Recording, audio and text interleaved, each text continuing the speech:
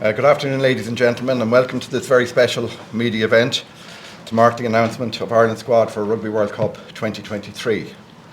An enormous body of work has been undertaken by the players and management over the course of the past weeks, months and indeed years in preparing for the challenge of this tournament.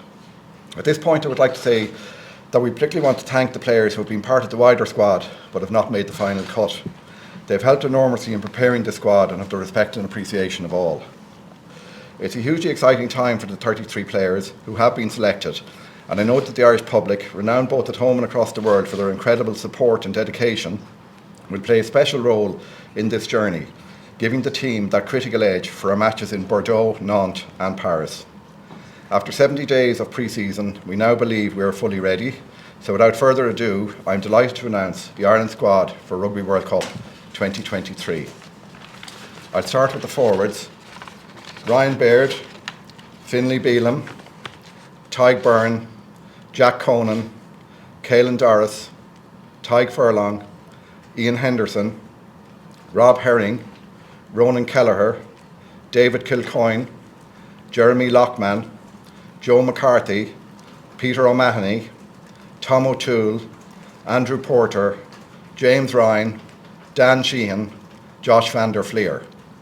And the backs, Bundy Aki, Ross Byrne, Craig Casey, Jack Crowley, Keith Earls, Jemison Gibson Park, Mac Hansen, Robbie Henshaw, Hugo Keenan, James Lowe, Stuart McCluskey, Conor Murray, Jimmy O'Brien, Gary Ringrose, and finally the captain, Jonathan Sexton. Thank you very much. Thanks very much, Mick. I'd just like to invite questions from the floor. Claire, if you'd like to start. Ian Healy hasn't made it, obviously, and what can you tell us? He hasn't, Claire, no. He's just had a scan just as we got off the plane now, and he'll be out for a spell of time. That won't be right, unfortunately, for Kearney and for us. Certainly for the start of the competition, and we'll see how his rehab goes during it, and you never know towards the back end whether he could be a replacement or not. How did he take it? Obviously, huge disappointing. Looking forward to look forward to. Oh well, it's devastating, isn't it? That's sport, that's life, that's certainly rugby. But Keane's big enough and old enough and experienced enough to have been through these type of things before. I remember in 2013 when we was on the Lions, he got injured pretty early in the first game. He had to fly home early, so he's experienced something like this, and he understands that these type of things happen. He's obviously devastated, as we are as a group for him. Is he affect the whole thing? Is there some hope that he might make it? Well, the prognosis at this is something between 5, 6, probably to 10 weeks. So how that rehab carries on is something that we'll keep a track of as we go. What would the tightest and toughest calls be in this 33? Well, the toughest thing. There's a couple of things. The toughest thing is that as a group of, say, 42, 43 players that's been together for 9 weeks over the summer, we don't just grow as rugby players, as a rugby team. We grow socially as well, and it's always tough to drop anyone out of that type of squad. And then when you look at what we normally do, when we pick a squad, say for a Six Nations or a tour or whatever, we normally pick it in the region of 38 players. So it's obvious that some quality, talented players are missing out, and it's a dream of theirs, isn't it, to play in a World Cup. So it's tough, but at the same time, we've got to do the right thing by the squad, and we have to pick a squad of 33 and make sure that we get the right balance. We're delighted with the squad. We think we've got an extremely gifted squad. And I also feel that the balance is right also. Thanks, Tom. Andy, how close to where you want to be are you now after this period of the build-up a few weeks ago, and bearing in mind the blow of losing Keane? Are you happy with the preparations and where you are? Yeah, we're happy with the preparations.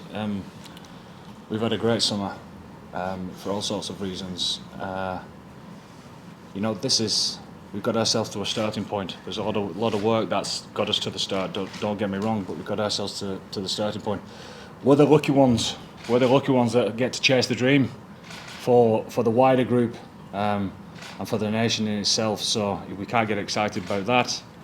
For the first game against Romania, we're in the wrong job. So I think we're in a great place, ready to take this challenge head on. Talk to us about the hookers situation, obviously with the ongoing injuries with Ronan and Dan. You're obviously happy with where they are 2 weeks out. Yeah, we are. They're in good spirits. Ronan's could have been fit for this weekend, but giving him another week solidifies that. And then Dan is progressing very well, ahead of schedule, as it were. So we'll keep progressing. We'll keep analysing that and see how that goes over the next week or so.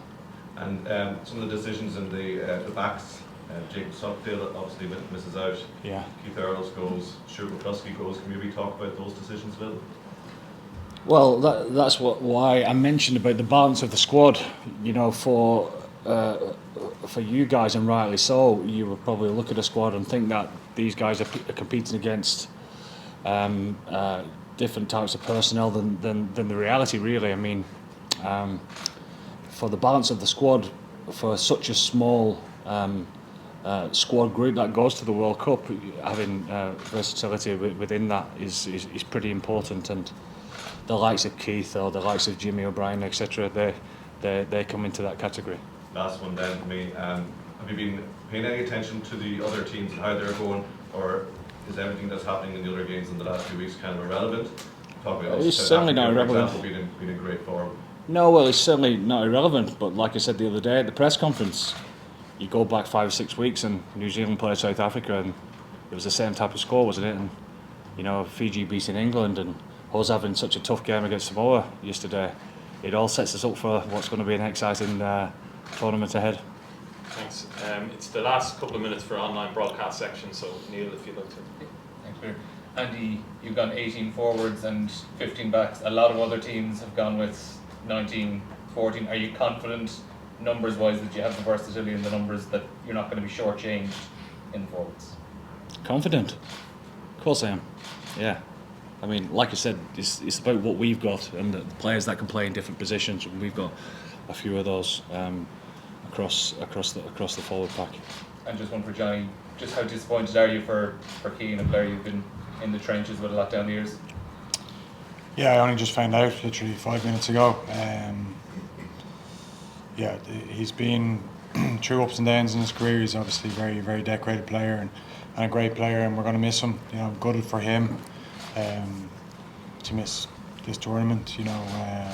It's meant a lot to him, how he's prepared for it and how he's trained, as he's shown that. So yeah, I'm gutted for him. Andy, coaches often say this is the most difficult day making the squad announcement. As much as you can tell us, can you talk us through today how you told the players and what you had to say to the players who aren't going to be there?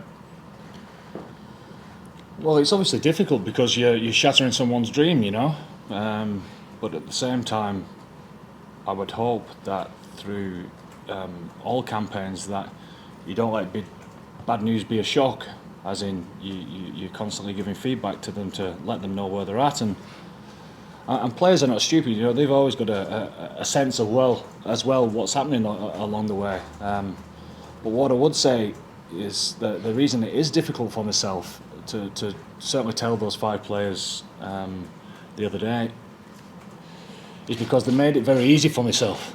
They're understanding. They're all team players. There's no selfishness whatsoever within all of the group.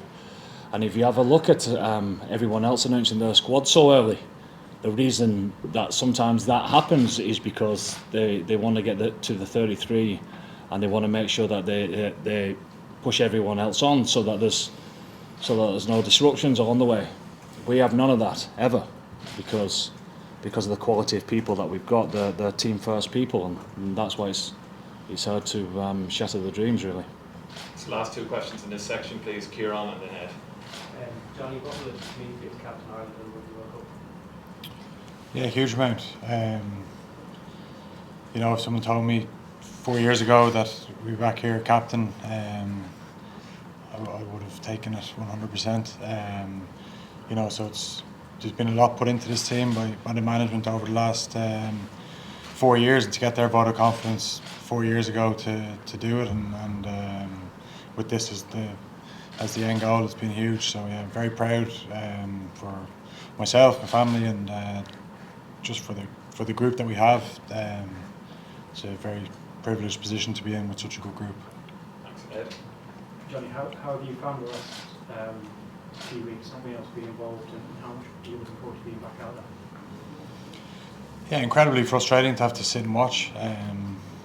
It's obviously my own fault, but that's that's been life. I just had to do what I could for the team and try and learn by watching the guys and sort of contribute where I could. And yeah, it was particularly tough last weekend in the Aviva, but like I said, you live and learn, and it's time to move on now. Do you have any regrets about what happened, or your behaviour in particular? Of course, yeah. I've had my hands up since day one.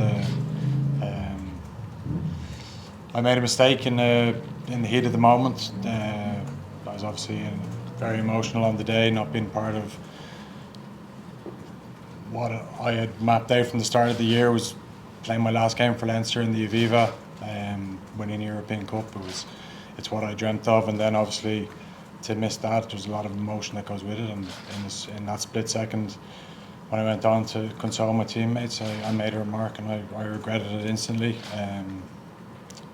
Make mistakes, you say sorry, hold your hands up, and that's what I've done.